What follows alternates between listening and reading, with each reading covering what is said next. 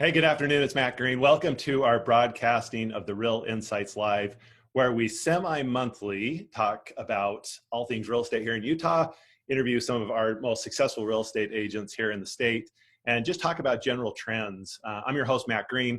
It is June. It's not June. I wish it was June. It felt like it went that fast. It is actually August 29th, and today we are speaking with Zach Hartman.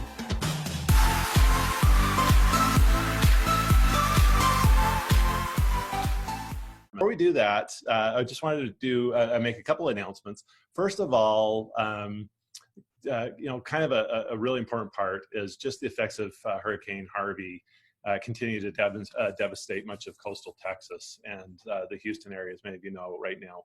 Many of our Keller Williams family and realtor friends are being affected in a major way. And our company, which is one of the things that's really cool about our company, is making, as always, a major effort to help support those people. There will be more to come in the next couple of weeks for our company regarding this to facilitate and organize support for that relief effort. We need all the help we can get. If you're able to assist in any way, please visit kwrelief.org to make any contributions and learn how else you can help. Also, I'm really excited to share with you that here on September 8th, so just a couple of weeks away, I am participating in investment and have been asked to participate in the Women's Council of Realtors Cocktail Champions, which might be surprising to you that I'd be invited to a Women's Cocktail Realtor of Champions, but I've been invited to that. I'm excited about it.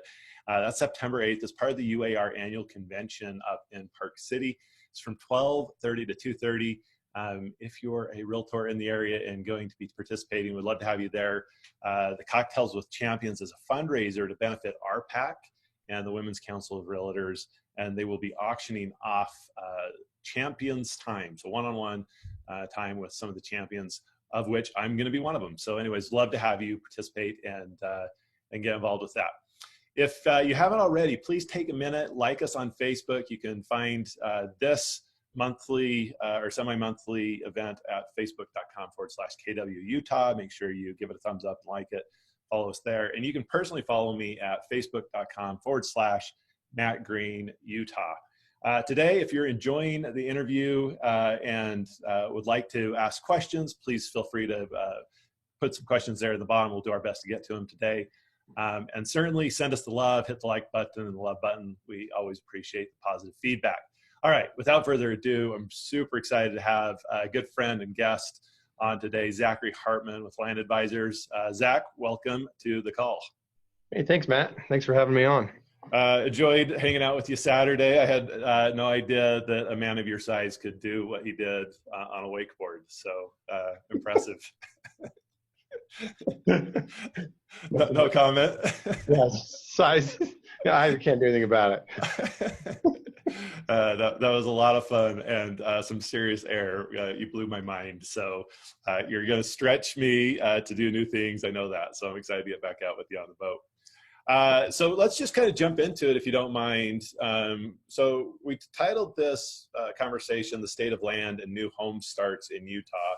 But before we really get into those kind of details, I know we have a lot of agents that watch this that are interested in learning from the top agents and brokers in the state. You have just had an incredible career and really just have become by far, the preeminent land broker in the state of Utah. Do you mind just taking a minute and giving us a little bio, who you are, years in the business, a little bit about maybe your professional career path? Sure. Yeah. So I started out as a stockbroker in training at Morgan Stanley, and basically right before September 11th, I basically got hired September 9th, and they kind of delayed the training enough to where I went and got a real estate license. And once I realized that I could actually tangibly touch different investments rather than kind of see paper get pushed from, all across the country where it was really hard to see what a true investment was, I kind of really enjoyed selling homes.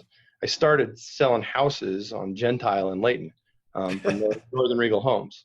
And Rick Williams was a great boss, first new guy to kind of give me a shot. offered then to work for free for the Boyer Company out at BDO Ogden, where I learned how to do commercial leasing and mainly industrial. And I got kicked out of the Preport Center multiple times as I was knocking tenant doors trying to get them to relocate. And then I jumped around. None of the big houses would hire me. So CB Richard Ellis, Coldwell Banker Commercial. I went in multiple times and said I want to be here, and I was not fit for their team. Why is that? I don't know. One told me my hair was too long. My hair's falling out now, so it's not really an issue. But yeah, that went on for a long time. And then I finally worked my way into a house, into NAI and into CB Richard Ellis eventually. And then from there, once the downturn came, I went and got my master's at Arizona State University in real estate. And I came back in May of 10, and I formed up with Greg Vogel at Land Advisors organization. And we opened the office in Utah, and honestly, it's kind of gone gangbusters ever since then. So yeah, you've killed it. So maybe tell us a little bit about some of the more significant transactions you've been involved with in the last handful of years. Sure. So last year, the new state prison site. So I represented the land sellers in the Northwest Quadrant, which now is the new inland port probably for the state of Utah, and where the new Amazon fulfillment center just went. We sold right around 600 acres to the state of Utah for the new prison site, and we'll put in about $100 million in infrastructure through about 6,000 acres and preserve thousands of acres in the process. That project is interesting because the ACLU, the National Audubon and Land Conservancy, and like the Chamber of Commerce were all champions of the deal, and it was a unique group of people that came together for that transaction. We were also hired by Rio Tinto to sell Daybreak last year. So when Daybreak transferred from Rio Tinto to Varde, that was a transaction we were hired to do. You can see the press release on that. So those are kind of the bigger ones. We sell a lot of stuff right now. We're currently working on the Jordanelle Special Service District bond default. So that's the first municipal bond default in state history. So picture, the county not paying their bills, and what do you do after that? So interesting. And then that affects like 20,000 units around the Jordanelle, something like that. Yeah, well, it also affects the state's bond rating and a bunch of other stuff. So it has kind of this underlying tier of how projects get created and put together on a larger scale. It has a lot of effects, and then they've changed a bunch of state laws based on kind of the experience out there. And it's been interesting because I've been kind of brought in on all sides just to make whatever has been foreclosed on out there to make it more marketable. And so we're about ready to complete that project, which should close here shortly. So it'll be kind of fun to watch that have kind of a full circle. So yeah, super interesting. And I think you're kind of being humble on me a little bit because I know just how much real estate you've sold in the last handful of years. And that's nice of you to just pick a couple. But tell us, and before we jump into kind of the state of the market and the economy and what you foresee with the future in Utah home building and land and so forth, if you were going to give advice to, a young you or an early agent early in their career that's looking to really develop into a significant land player in the brokerage world, what advice might you give that agent? So one of the best pieces of advice someone gave me is Joseph Blackburn, actually from Everest Holdings. That's a kind of an investment fund out of Arizona. And he just said, Zach, quit trying to be good at what you're bad at.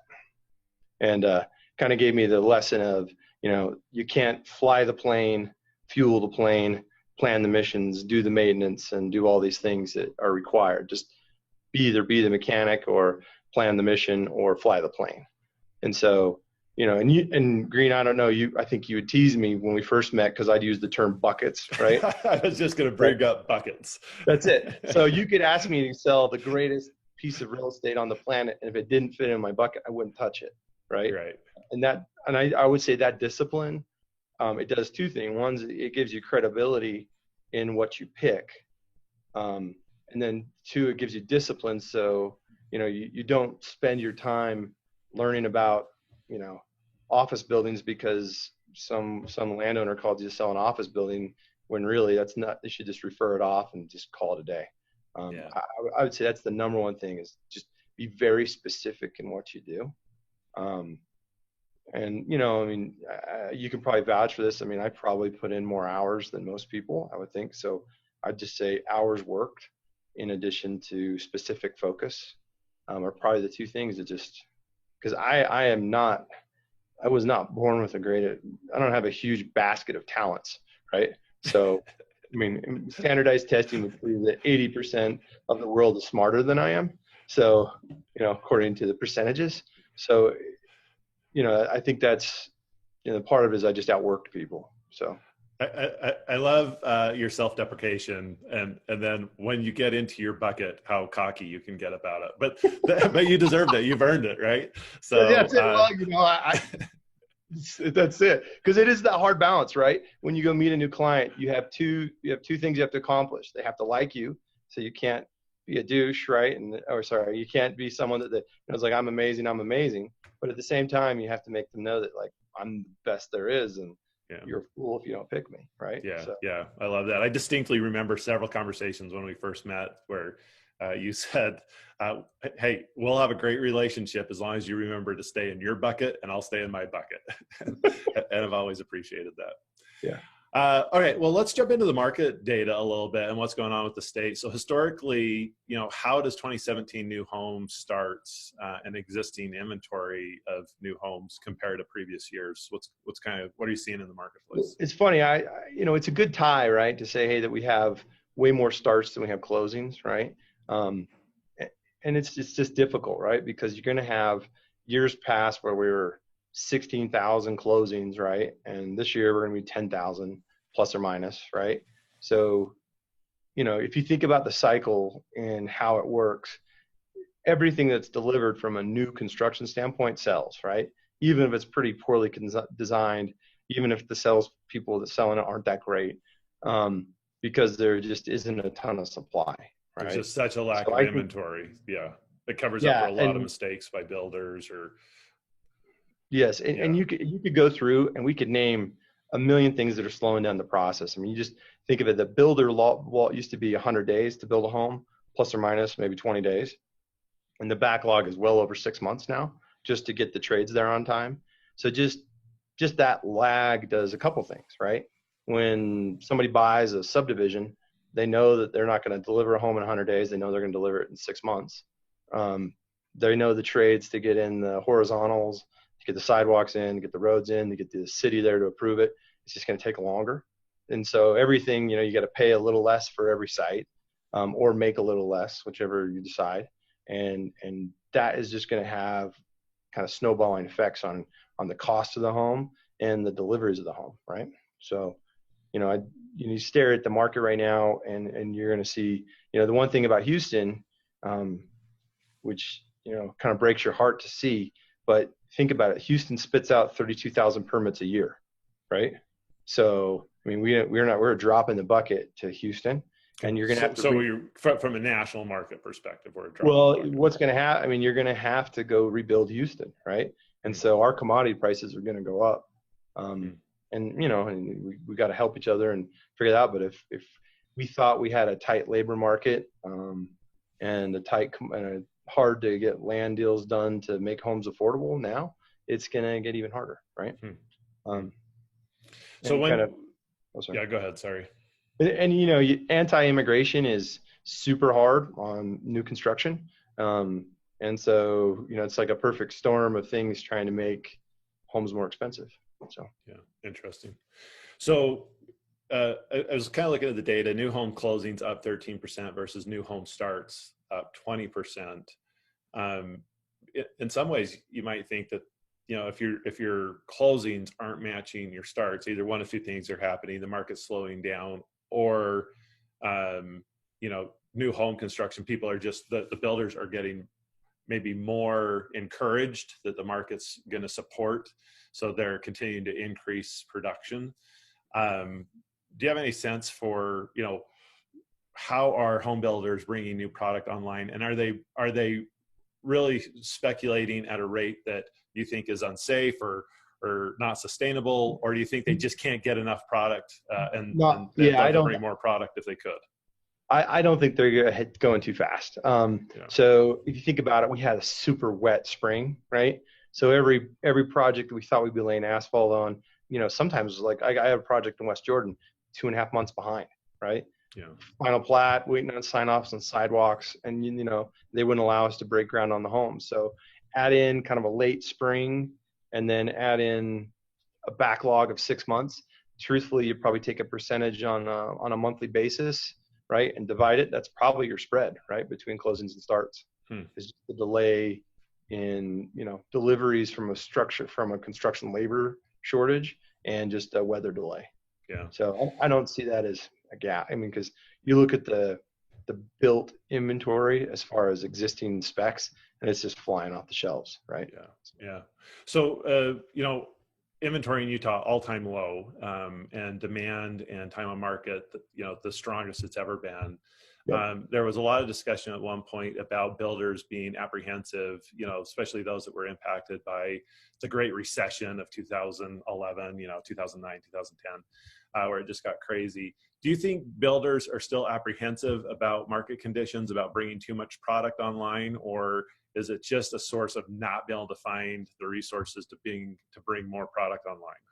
Well, so there's two things. So I'd say in our top long-term builders that are in the market, they have decided I'm only going to be this size, right? So they'll sell a few homes and then they'll stop. They won't add another subdivision. They won't add new superintendents. They're just going to build our 150 homes, whatever they've decided, right? And that is a new trend. I mean, in years past, I never once went in a building like, well, we can't build any more homes even if we can, right? They just are choosing to keep it a certain size where they're able to weather a downturn better. That being said, there's always someone willing to step in and build those extra homes, right? And so, we have multiple new publics entering the market, and they've seen the data and they're going to fulfill that need. So I think we're more along the lines of, in 2013, builders put out, as far as a percentage of their money, they put the highest percentage in a decade out on new land, mainly because they were reloading. We finally started to recover. None of them had any land or had sold through the downturn, and so they had to load back up. But once you go buy a project that has a 5-year supply and another project has a 3-year supply, and you put that in a book of 20 storefronts, eventually you don't need to replenish a storefront every month, right? You'll have ones that live on, and so I think part of that is I think we can keep adding storefronts. So I think when we start getting 15,000 permits a year, I'd say we're getting a little heated, we're getting a little bubbly. But I mean, we were absorbing the 15,000 permits in years prior, before we got up to 16,000, and we have more people with more money in their pockets and better interest rates than we today than we did then. So I just think. And we didn't really have that bad of a recession in Utah, right? And where are permits now? I think permits will be right around 10,000 for the year for the Wasatch Front. So we're still ways off from that 16. Not even close. 16,000. Yeah. And the truth is, we don't have the labor, and we don't have cooperative municipals, and we don't have the capital willingness to build that many homes. We just don't have it. So in the last handful of years, who are some of the big companies, big players, institutional money that's starting to enter Utah that maybe we haven't seen in the past? So you Toll Brothers is coming to town, right? So that's a new builder that's coming. Cal Atlantic, 4th largest builder in America, is coming. They put out a press release, and so I mean that's real. Century came, and they may seem small today, but they're not a small company. They're just growing organically. And so, these are giant wallets that want to go spend money on land and build homes. And, the one thing we're short on in Utah is qualified labor, right? The people that are seasoned enough to deliver subdivisions and to be, the supervisors, there really isn't that big of a population. So we're either going to have to import talent, or it's a great opportunity for younger professionals or newer professionals to kind of move their way up. There's a lot of opportunity, I think. Yeah, very cool. So when we look at, you and I were talking a little bit about the Envision Utah map, and maybe we can readdress that at some time. But where in, based on your conversations with the state and others, where's the greatest growth happening along the Wasatch Front, and what's driving that? So I believe last year was the first year ever that Utah County pulled more permits than Salt Lake County. And that has to do with affordability.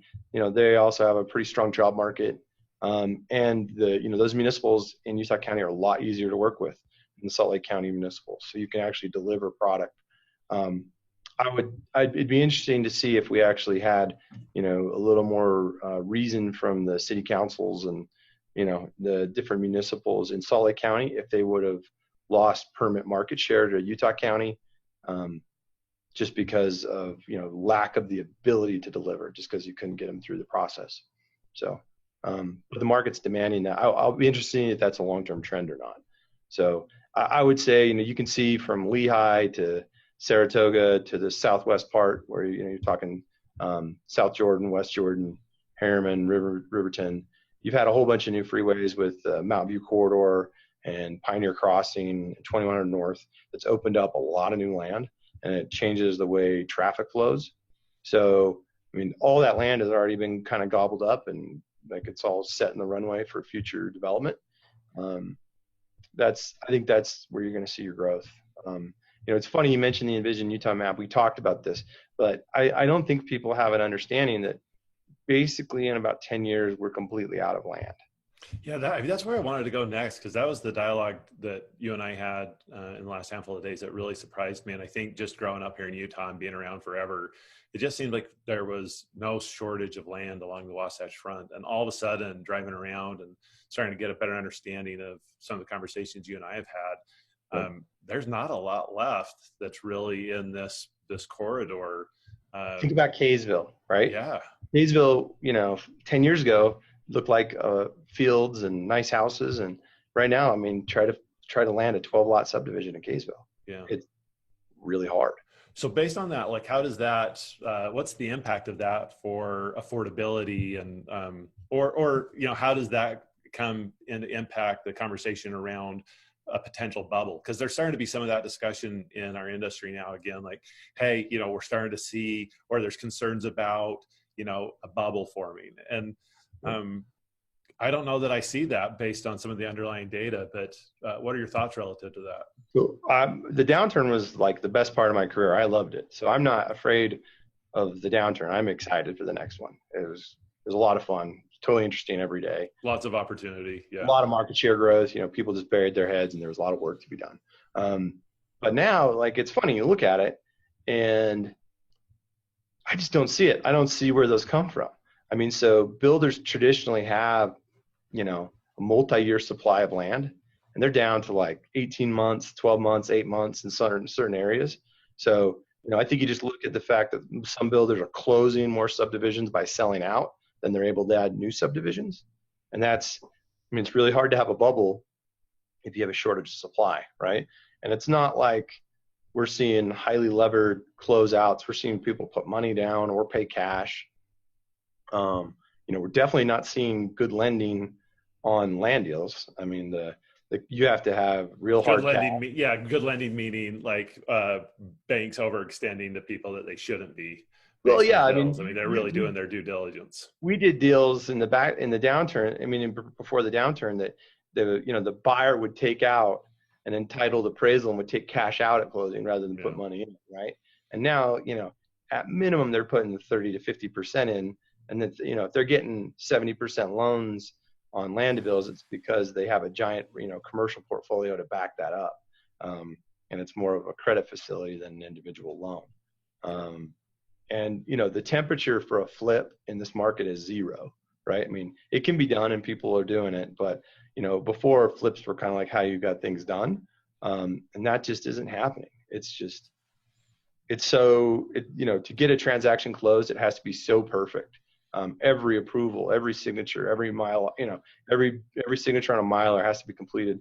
And you cannot get deals done that aren't perfect. No one has the tolerance for the risk because they're paying the price, right? Yeah. Where once I start seeing people take risk with, pay the price and just take risk, then I'll start getting nervous. But right now, they're basically buying the inventory that requires them to stay in business, right? Yeah. So you don't see conditions that support this idea of a bubble, but maybe talk a little bit about what you think the impact of affordability is, because so that's our biggest problem. I think we're issue, right? I think we're Orange County in the late 90s, right? That's what I think. I think our governments are moving more towards restrictive development, restrictive housing. I think we're looking at, greater degrees of control, and, Utah is acting more like California than like Texas, right? When in the past we usually get compared more to Texas. And like, especially if you're up in Summit County or Wasatch County or dealing in Salt Lake City, it is a difficult process, and you will pay really high exactions for affordable housing. So it's funny that the places with the highest median home price, Salt Lake City and Park City, have the hardest governments to work with, and those two kind of go hand in hand with affordable supply. Right. And at the end of the day, that impacts the affordability, right? I mean, yeah, them creating these barriers to entry make it even more expensive for home builders to provide affordable homes. Well, and you think about it, everyone's saying we built too many apartments, right? And there might be an oversupply of apartments, but in reality, it's even harder to get apartment project approved today. And your construction costs are 20, 30% more than they were when a bunch of these were built kind of in 13, 14. Right.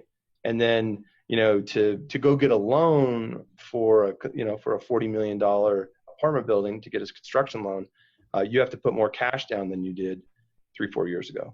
And so you think of the total cost of that, the for rent side isn't a great story for affordability either. Right. Yeah. Interesting. So there's really I don't see the relief in affordability at all. So, that might be your bubble, is it becomes unaffordable for a huge portion of the population, right? And then in addition, you say you have a commodities run, because right now you have kind of a global run on commodities. Copper's gone up and other things. So if you have a big run on that, and then if we continue to kind of be anti-immigration for labor, that might be too much. That might be your bubble, right? That's where it stalls out. Yep. So, if we think about the challenges facing home builders today, I mean, it's the inability to find land, so shortage of land to develop, definitely a shortage of, craftsmen that can do the work in a timely manner, and just simply the cost of the resources to build the home at this point, all just really impacting the ability to get product to the market, and the cost, or the ability to get it to the market in a format that is profitable for the builder. What builders are you seeing, what developers are you seeing out there that are addressing these issues or handling these challenges in a really unique, innovative way?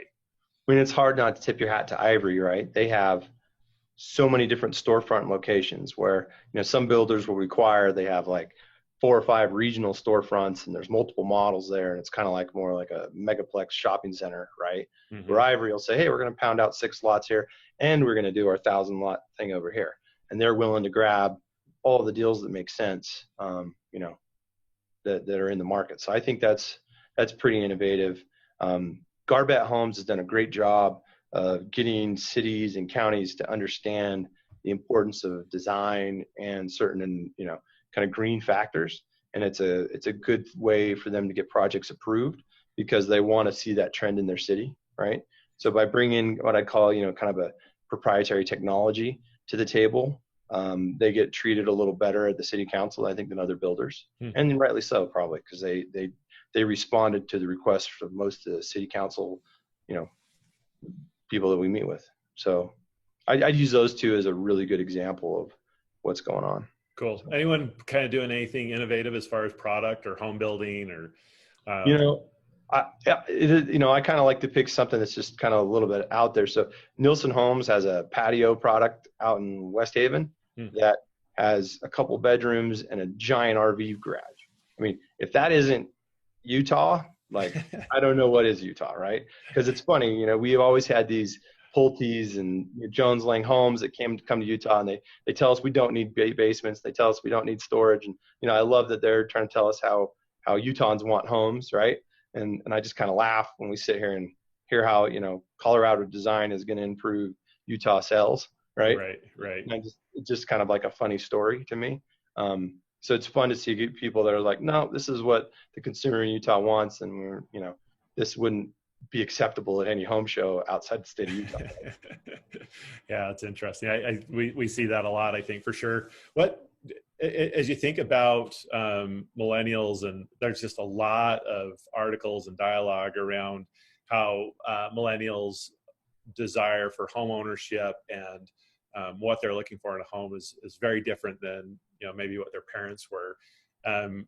Do you see that as a reality here in the state of Utah? Or builders having discussions around that, and how are they addressing that? Absolutely. It's funny. I didn't truly understand,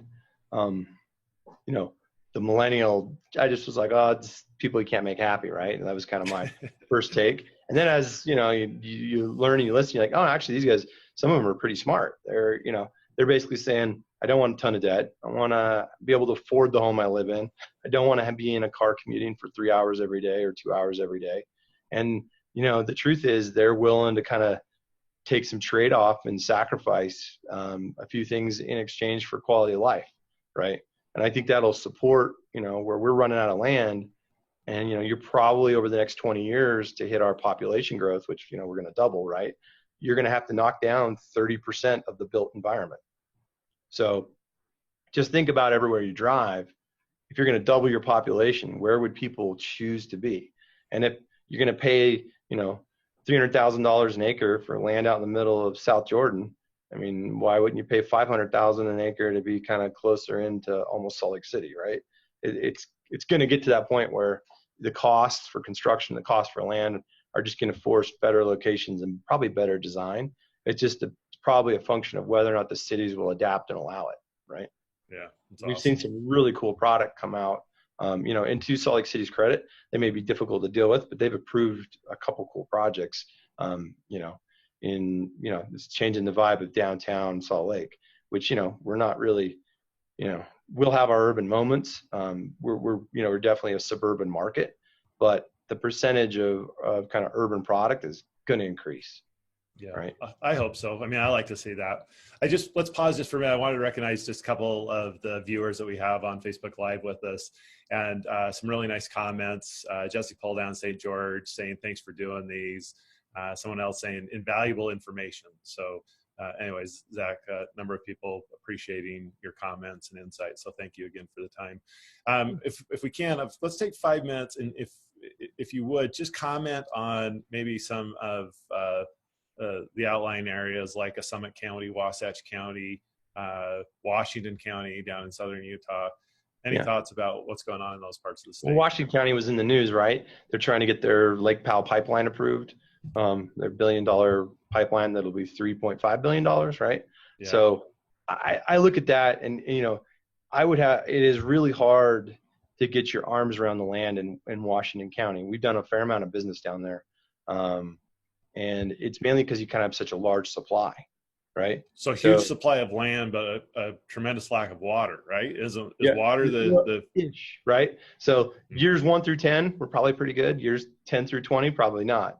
And we don't want to nerd out with everybody on this, but I mean, you go through the Colorado, go through the Colorado Compact and look how basically California, is taking more water than probably they're owed in those agreements, and we're upstream users, Idaho and Utah. That'll be our next little, I think that's our only state-on-state battle in the U.S. history, is Arizona and California fired shots on each other over water, over closing a dam. And I think we're all getting along just fine right now while there's water for everybody, but there's going to come a moment where people are going to be told no, right? Like, that nice lawn you have, no. That this field that you're watering that's had alfalfa on it for 100 years, no. You can't sell your alfalfa to China. I think we're gonna enter those issues in the next couple decades. And Washington County is interesting because it really has such a young population, in addition to the retirement population, that I think it'll be interesting to watch. But if you are someone with a skill set in Washington County that knows how to perform and build, and you have an investment pool of 500,000 to $1 million in your pocket, or to through the people you represent, Washington County is a good place to go and turn, because the volume's up. You can go it's pretty easy to get projects approved. It's pretty easy to get them built. There's good labor supply down there, and there's good demand. But it's not a good place to go park a 10-year supply of money, in land, because the state of Utah and Sitla owns so much land, right, all around you. I mean, the supply is pretty much unlimited.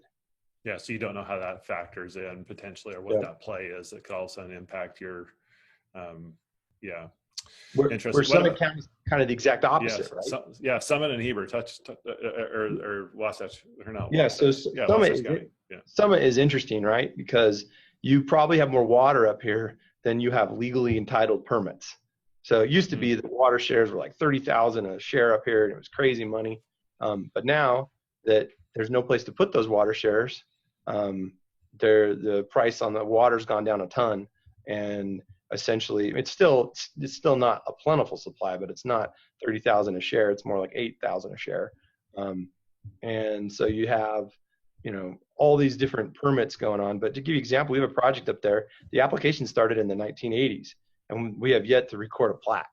So it's kind of like, you can go through and you just look at the timelines on these projects. You're just not going to have great delivery. So, there's nothing left to be built in the square in Park City. And, we just finished closing out the preserve. The square referring to basically the school district, right? You got it. Yep. Yeah.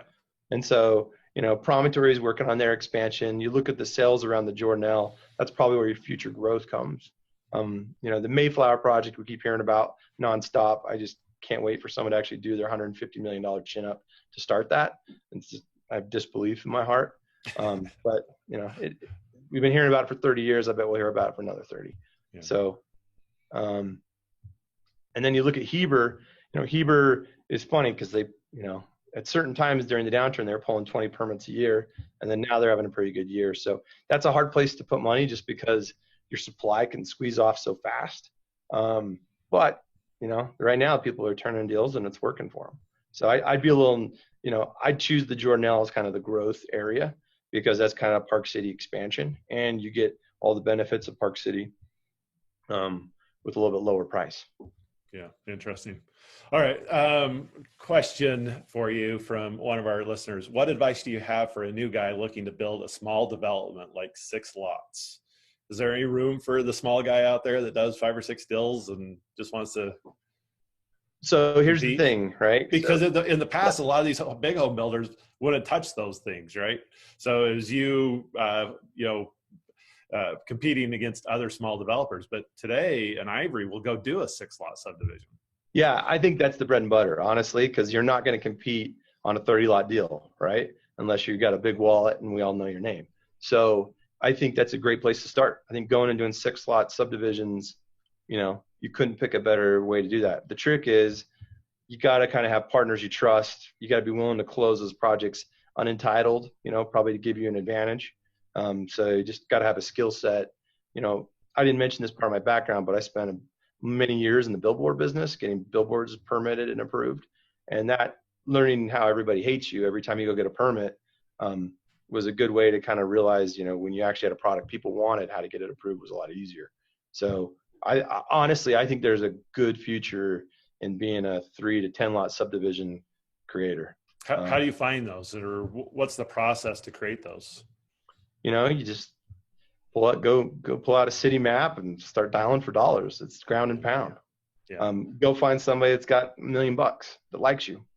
So get the cash so that you can go in and be competitive, and then it's building relationships with landowners, right? Just finding those people that own that land and developing the relationship and setting yourself apart from the other people that are potentially having those conversations with them. And where my business really grew was I met with people and they're like, I'm going to get this astronomical number. I'm like, no, you're not. And, Green, you always tease me about the way I, deliver things to people. But that's what grew my business is I grew by being, so as you're going to go out and crank out 6-lot subdivisions and you're going to offer someone a price, stick to the price, be known as the person that hits their price, be known as the person that closes, there are so many people out there that drive nice cars that don't have any money, that are full of crap. And that's who you don't want to be, right? You want to be, Amen. Great advice. right? I mean, you want to be, it's almost like a manila folder and a pickup truck will probably get you more than all the other stuff. Cause it is a low tech ground and pound business. Yeah. Right? And a lot of these guys, right, have owned their property, or it's been in their family for years and years. They're worried about being taken advantage of in many cases. And so you pull up in the shiny, Mercedes or whatever, and it immediately just makes them concerned that you're here to take advantage of them. Do you think that's an accurate statement? Yeah. I think you have to know your stuff, and you only get one chance to be right. So, I'd say, if someone asks you a question, to just be like, I don't know.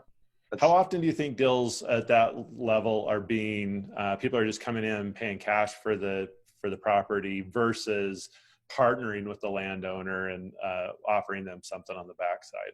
So it's funny. It's more of a cultural thing, right? Salt Lake County, you're writing a check, right? Because there's enough people out there fighting against you to write the check. Weber County, it's more along the lines of pay me the money when you got it, and when it gets to a certain point. So they won't partner, a full-fledged partner, but they'll do a takedown schedule. Davis County, you're just writing a check, or you've known the person, or they're your neighbor for 300 years and they trust you to get it through. There's a fair amount of that. Utah County, I mean, it's amazing when I see people get talked into down there. It's actually kind of shocking. So what do you mean by that? You'll go sit down with the landowner, like, hey, I'll give you 80,000 an acre for this. And they're like, no, this guy told me he's going to give me 400,000, where never in the history of the world has it traded at that price anywhere within like 3 zip codes of that price. But someone promised them something. Yeah. They promised them something, and then they allowed them to put debt out against it. So now they pulled out debt for planning and zoning and other things, and it just gets out of hand. You got to be careful. Yeah. So interesting. Okay. So first of all, appreciate the time, Zach. Sure. Really, your willingness to share and give insight is just super valuable. So I appreciate you and want to recognize you for that.